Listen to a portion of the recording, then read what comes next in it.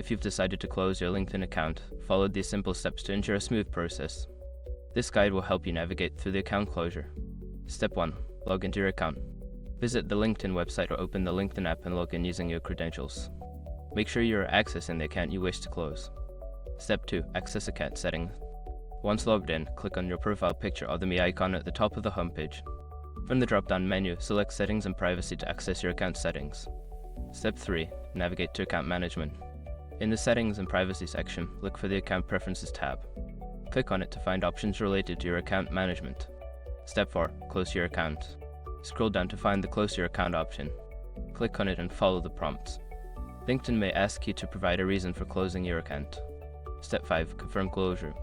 After selecting your reason, you will be prompted to confirm your decision. Review any warnings or information provided, then click Close Account to finalize the process.